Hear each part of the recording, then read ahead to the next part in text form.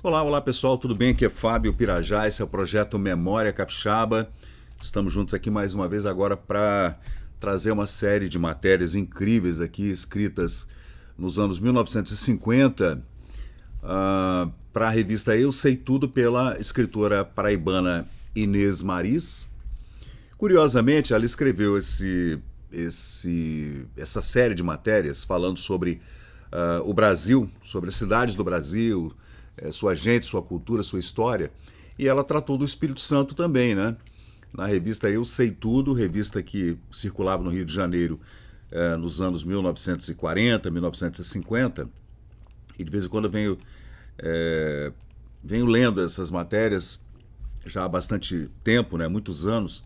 Deixa eu colocar aqui para vocês. Eu estou aqui agora no site da Biblioteca Nacional, onde a gente faz as pesquisas.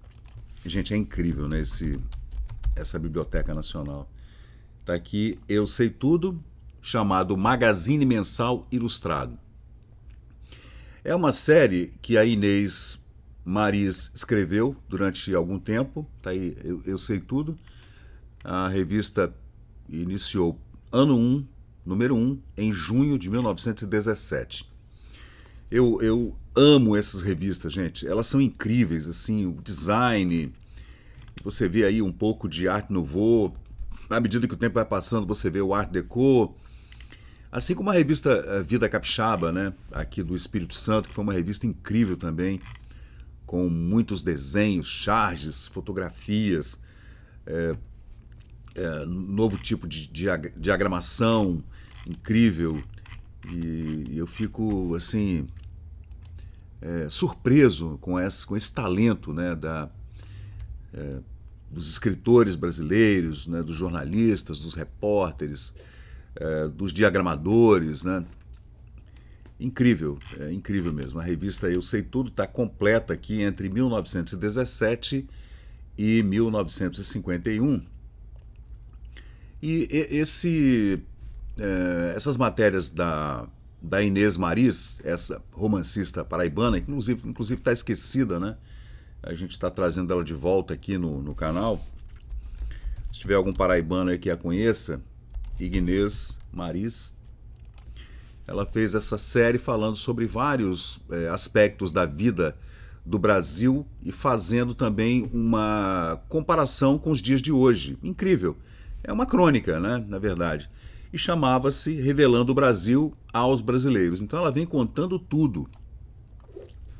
Desde a vinda da família real, desde o descobrimento, desde a independência, e sempre fazendo uma coisa que eu gosto muito, inclusive eu faço aqui no canal, no Memória Capixaba, que é uma comparação direta mesmo e sem rodeios, assim, bastante honesta com os dias atuais, com a política, com a economia, o que está acontecendo, como era antes, como é hoje. Aí a gente analisa também a gramática, né, o português, como era escrito, como era falado, as figuras, né, que são importantes, ou figuras que são anônimas, tudo isso a gente vem trazendo aqui. E a Inês Maris, para nós capixabas, é uma pessoa desconhecida, mas é uma romancista paraibana. Você vê que ela começou a escrever em 1947 essa série chamada Revelando o Brasil aos Brasileiros, e ela, muito talentosa, né? Ela faleceu em 1952, durante o período em que estava escrevendo sobre o Brasil para a revista Eu Sei Tudo, que vocês estão vendo aqui. Aí eu vou fazer uma série aqui no canal para falar desses relatos que incluem o Espírito Santo e suas cidades, né? Você veja que 1951, que é a primeira matéria que eu encontrei, já é um ano de mudança muito importante, né, para o Brasil, especialmente para o Espírito Santo, com a consolidação da Companhia Vale do Rio Doce, com a eleição de Getúlio para presidente da República, mesmo depois de todos aqueles anos de ditadura, né, Getúlio ainda foi eleito, o suicídio do Getúlio, a eleição aqui do Jones dos Santos Neves, e Vitória passando por toda essa reforma de infraestrutura aqui do Porto, porque, para a gente entender um pouco mais, tudo acontecia aqui no centro de Vitória, gente. Lá no sul a gente tinha a Barra do Itapemirim, os portos lá do sul, Benevente e tudo, que desciam para o Rio de Janeiro, e São Mateus, que era o porto importante que subia para Salvador, né? Então, e o Rio Doce, claro, né, que vinha subindo e descendo produtos e pessoas de Minas Gerais para cá e vice-versa. Lá no estuário do Rio Doce, lá na Regência Augusta, né? Mas de qualquer jeito, é importante a gente fazer essa análise do Brasil e do Espírito Santo na década de 50, que foi, eu diria, uma outra revolução, uma nova revolução, que a gente poderia dizer que foi uma revolução arquitetônica, ao mesmo tempo de engenharia, de tecnologia e muita coisa que veio acontecendo. E a Inês Mariz, ela traz essa série de matérias, aqui vocês estão vendo Guarapari, né, que é de março de 1950, e eu gostaria de começar falando sobre Vitória, né, do Espírito Santo, está aqui, que é essa matéria que é de, qual é a data? Outubro de 1951. Então ela colaborava com a revista, que era uma revista mensal, né, chamada Eu Sei Tudo, ilustrada, muito bonita.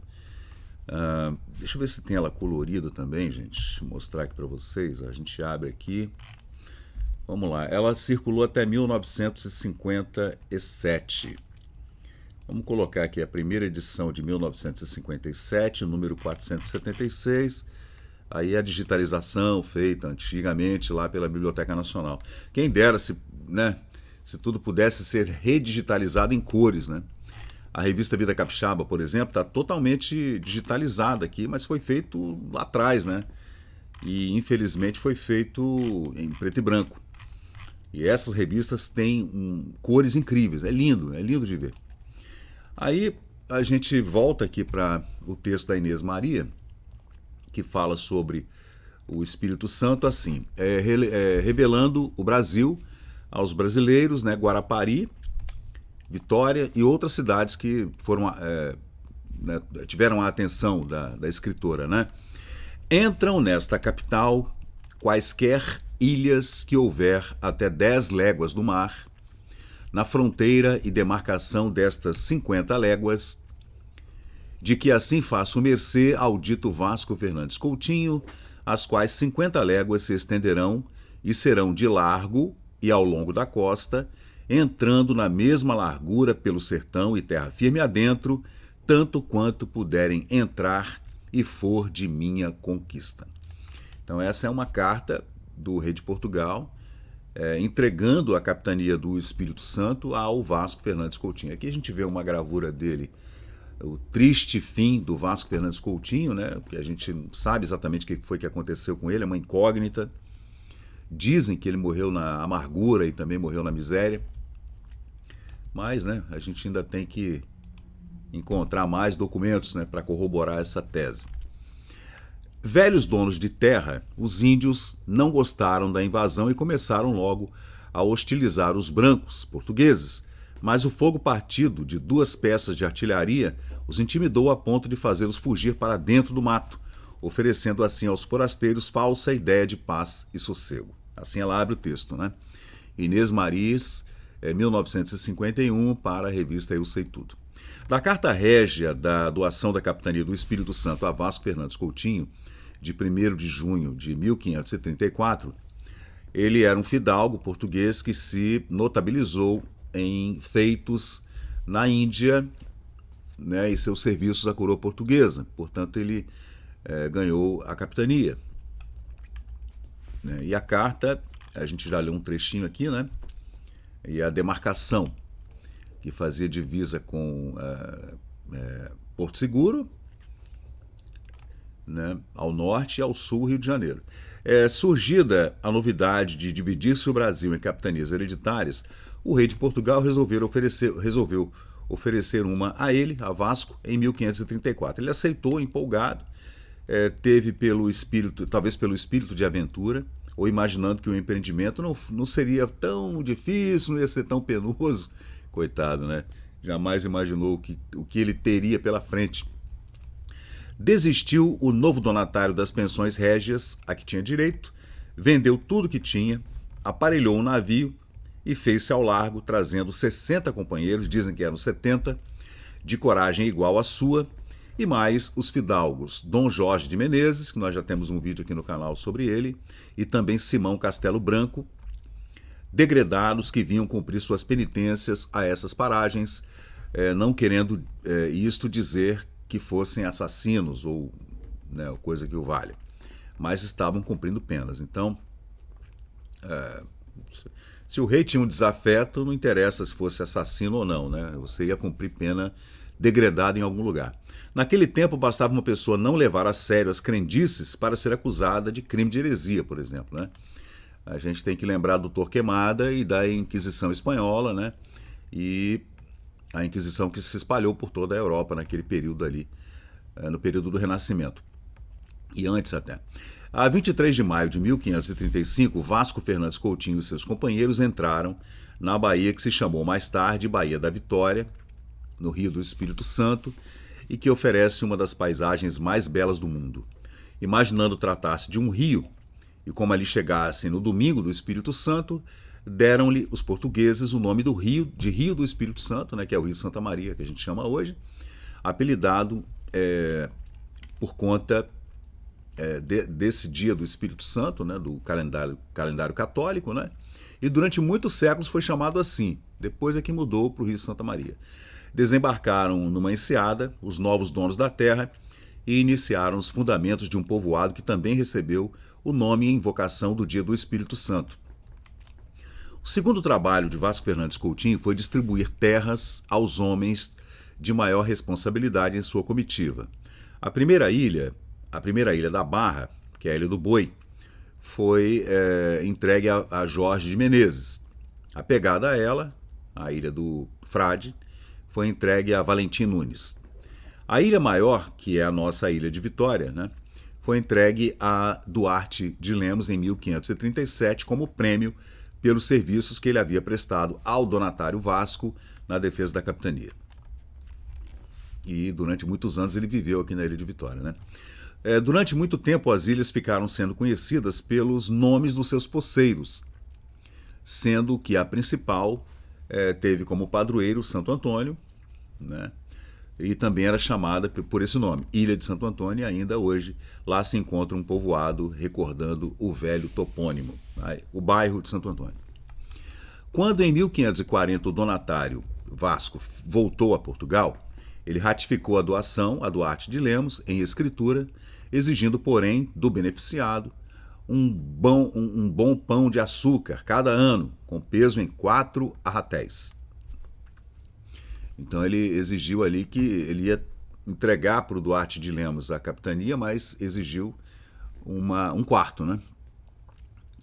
Açúcar, naquele tempo, era uma preciosidade e até certa a rainha da França deixara um pão de açúcar entre os seus legados, segundo informa o historiador Mário Aristides Freire, o qual também esclarece que os 4 arratéis exigidos pelo donatário a seu poceiro deviam custar 20 mil réis aproximadamente, preço altíssimo, quando sabemos que o ordenado de um vigário, na época, era de 1.500 por mês, naquela época, ali 1540 mais ou menos, né? Então, a gente entende que o valor era altíssimo, mas nessa época já havia engenhos, né? E os engenhos estavam tirando das plantações de cana-de-açúcar a matéria-prima para a produção do açúcar refinado. O barulho dos tiros de artilharia não intimidou os selvagens durante muito tempo. Voltaram à carga, ferozes, e em grande número os aimorés, os goitacazes e os tamoios, atormentando durante anos o donatário e os seus companheiros, a ponto de se verem eles obrigados a abandonar a povoação do Espírito Santo, lá em Vila Velha, fundada no continente, para procurar abrigo na ilha de Duarte de Lemos, né? Então, foi nesse período, por conta dos ataques aos colonos portugueses lá na Piratininga, que eles resolveram deslocar toda a colônia aqui para a Ilha de Vitória. Também lá havia índios, mas não eram tantos e foram, afinal, vencidos pelos brancos aqui, nessa batalha do 8 de setembro, né? Famosa, vindo daí o nome Vitória. Houve uma vitória a 8 de setembro de 1551, que é o aniversário da cidade de Vitória, hoje província do Espírito Santo. Bom, Vasco Fernandes Coutinho, de temperamento folgazão e coração generoso demais, não nasceu para mandar naqueles tempos da colonização. Dizem que ele não tinha mão de ferro, né? Incapaz de guardar ódios e tirar vinganças, também não sabia obrigar ninguém a fazer coisas contra sua própria vontade. Isso é o que diz o historiador lá nos anos 1950, né? Resultado, cada colono se orientava pela própria cabeça, advindo daí a anarquia e decadência do empreendimento da capitania do Espírito Santo. Malsinado por muitos historiadores, o primeiro donatário não justifica o conceito que muitos fazem dele, e parece ter sido apenas vítima das circunstâncias e da estupidez, então, generalizada aqui na capitania. Talvez por isso, né, por falta de mão de ferro, durante as primeiras décadas da capitania do Espírito Santo, que a capitania talvez tivesse sido legada a um segundo plano, né? Dizem que na ânsia de aumentar a população, homiciava criminosos e era ele próprio dado a muitos vícios, segundo a lenda. Procurando tirar a coisa a limpo, o pesquisador talvez vá encontrar os tais acusados de crime de heresia, porque não acreditavam em inferno ou no purgatório. E quanto aos vícios do Vasco Fernandes Coutinho, os maiores eram bebericar, a cachaça, e mascar fumo. Nenhum historiador consultado pode garantir que vivesse bêbado.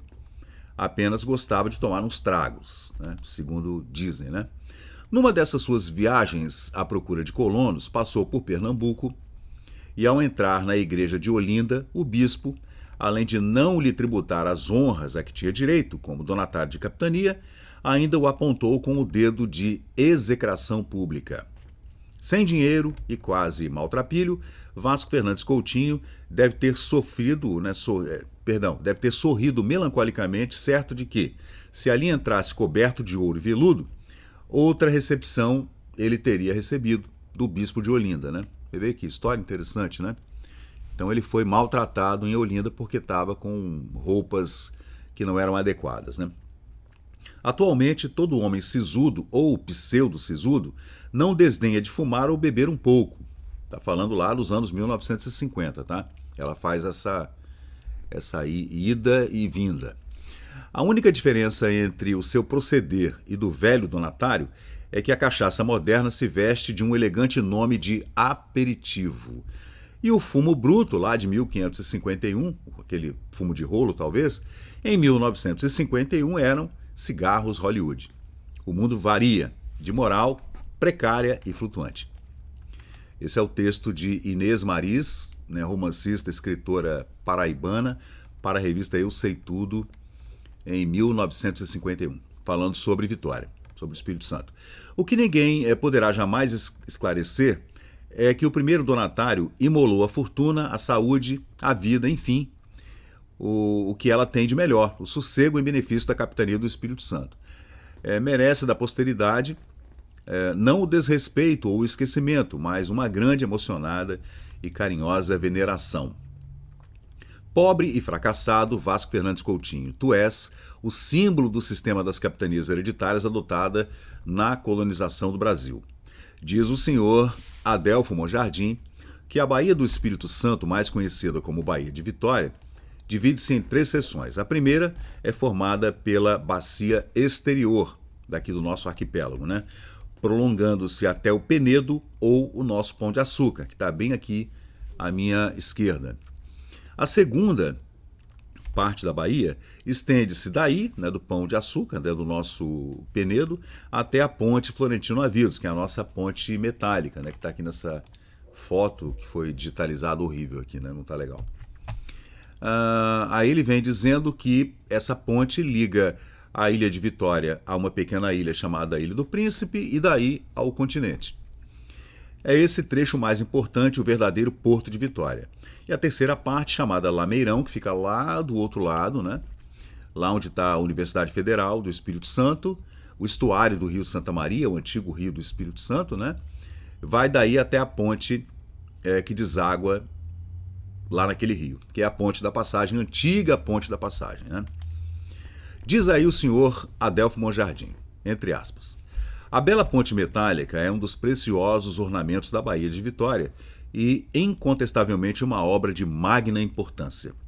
Por si só, a construção notabilizou o governo do preclaro Dr. Florentino Avidos e, ligando Vitória ao continente, trouxe à capital notável desenvolvimento e grande desafogo ao comércio, asfixiado pela falta de comunicação rápida e segura com o resto do estado.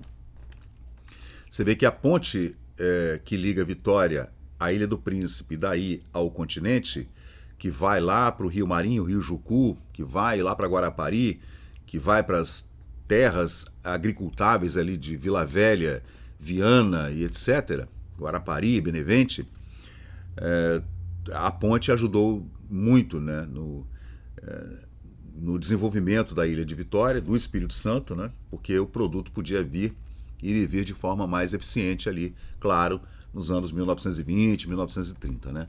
A gente não está falando lá da época do Vasco Fernandes Coutinho, não. Mas aí o Adelfo Poli Monjardim continua falando. Ele foi prefeito de Vitória, historiador, escritor, né? Político capixaba, de família tradicional aqui, né? Família Monjardim.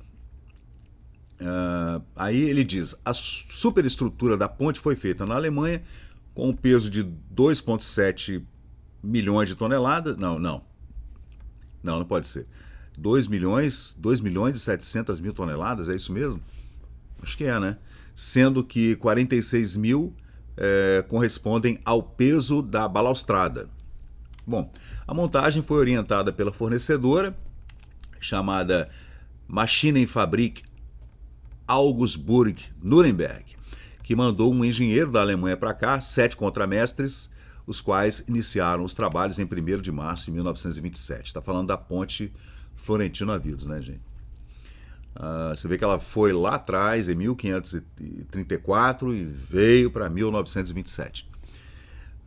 Trazendo, claro, né, as palavras do Adelfo Monjardim. A ponte conta com 6 vãos, né? 5 com um comprimento total de 330 metros, 12 de largura, e se estendem sobre o canal sul da ilha, né, da Bahia, que separa a Ilha do Príncipe do continente. O outro vão é de 66 metros, que é a ponte que fica hoje no mercado da Vila Rubinho, ponte seca, não tem água mais por ela, né? Encontra-se sobre o canal norte que separa Vitória da Ilha do Príncipe. As despesas do empreendimento se elevaram a 5.227.752 cruzeiros e 20 centavos, e os trabalhos externos anexos, né, mais de 1 milhão de cruzeiros na época. E Vasco Fernandes Coutinho morreu em miserável cabana, só e seminu. Aí ela volta lá, né, para a morte do Vasco, o nosso primeiro mandatário, né? Um vizinho compadecido é que levou o piedoso lençol para cobrir-lhe o corpo velho e magro. Do jeito que a gente vê aqui na foto, né? Cadê? Desse jeito aí. Nas suas noites de febre e de vigília, teria o primeiro donatário do Espírito Santo sonhado com uma coisa bela e fabulosa, como essa ponte, né? 500 anos depois? Claro que não, né? O município de Vitória consta de 2 distritos, o da capital, que abrange algumas ilhas, e o de Goiabeiras, no continente, lá onde está o aeroporto. Né? Na nossa organização portuária, ela é complementada pelas instalações para silagem e embarque mecânico de minério, procedente da Companhia Vale do Rio Doce. Aí ela já está falando, né, nos anos 1950. Obra imponente e ímpar na América do Sul, tem capacidade para receber 48 mil toneladas daquela matéria-prima do minério de ferro, que por transportadoras automáticas vai até o bojo dos navios à razão de 1.200 toneladas por hora, dados do Departamento Estadual de Estatística aqui do Espírito Santo, né? Monumentos históricos e artísticos, bibliotecas, institutos científicos, agremiações literárias, centros de pesquisa constituem o patrimônio cultural de Vitória. A instrução abrange todos os níveis de modo satisfatório. Sendo a capital conta com a mais ampla e aperfeiçoada organização hospitalar do estado, né? Tem redes de esgoto, abastecimento de água e seus logradouros são em grande parte pavimentados. A arrecadação anual da Prefeitura de Vitória eleva-se a 20 milhões de cruzeiros. Vitória foi elevada à categoria de cidade por decreto em 24 de fevereiro de 1823, confirmado por lei a 18 de março do mesmo ano. O recenseamento de 1951, segundo estatísticas, né, encontrou no município de Vitória uma população de 52 mil habitantes, sendo 51 mil na capital e nos seus subúrbios e apenas 1.200 pessoas na zona rural de Vitória. Vitória tinha a zona rural, tá, gente? Por incrível que pareça, tinha sítios, fazendas, plantações aqui dentro da ilha, café, etc., né? A arrecadação anual da prefeitura eleva-se a mais de 17 milhões de cruzeiros. No momento em que os capixabas comemoram festivamente o 4º centenário, em 1951, né? De certo, estão relembrando as palavras do padre Manuel de Nóbrega em Carta para o Reino, em 1560. Abre aspas. Esta capitania se tem por a melhor coisa do Brasil depois do Rio de Janeiro. Fecha aspas. Palavras de Manuel de Nóbrega falando sobre o Espírito Santo, em texto aqui para a revista Eu Sei Tudo, de outubro de 1951, que está aqui na Biblioteca Nacional, que você pode, claro, fazer sua própria pesquisa, né, gente?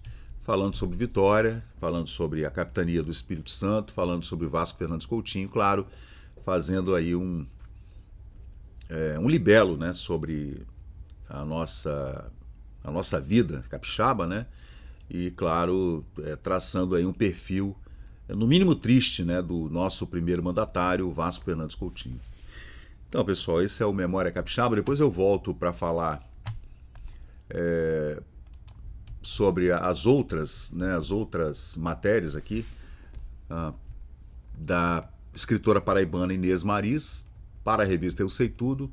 Essa que vocês estão vendo aí é sobre Guarapari, depois eu vou trazer aqui. Eu vou fazer uma playlist no YouTube, aqui no canal, só para falar sobre o que a Inês Maris escreveu sobre o Espírito Santo durante todo esse período em que ela escreveu para a revista Eu Sei Tudo, numa série de matérias chamadas Revelando o Brasil aos Brasileiros, que começou em 1947.